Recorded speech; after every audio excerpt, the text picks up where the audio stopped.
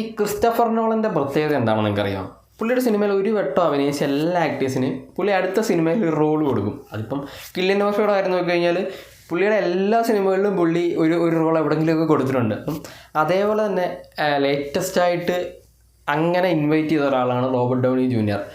ഓഡിസി എന്ന് പറയുന്ന സിനിമയിൽ പൊസൈഡൻ എന്ന് പറയുന്ന റോൾ ചെയ്യാൻ വേണ്ടിയിട്ടാണ് വിളിച്ചത്. പക്ഷെ അൺഫോർച്ചുനേറ്റ്ലി ആ ഒരു role Robert Downey Junior refuse ചെയ്തു. കാരണം എന്താണെന്ന് വെച്ച് കഴിഞ്ഞാൽ അപ്പുറത്ത് 2 സിനിമകളുടെ ഷൂട്ട് പാരലായിട്ട് നടക്കുകയാണ്. ഒന്ന് സീക്രട്ട് വാർ, ഒന്ന് ഡൂംസ്ഡേ.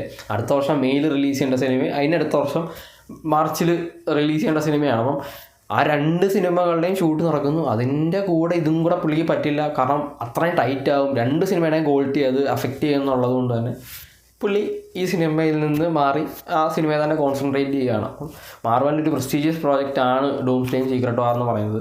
അല്ലെന്നുണ്ടായിരുന്നുണ്ടെങ്കിൽ നമുക്ക് പൊസൈഡനായിട്ട് റോബർട്ട് ഡൗണി ജൂനിയറിനെ കാണാൻ പറ്റുമായിരുന്നു. എന്തായാലും പറയേണ്ട കാര്യമില്ല. ഇനിയിപ്പം വേറെ ഏതെങ്കിലും വലിയ ആക്ടേഴ്സിനെ പുള്ളി വിളിക്കും. ആരാണെന്ന് നമുക്ക് നോക്കാം.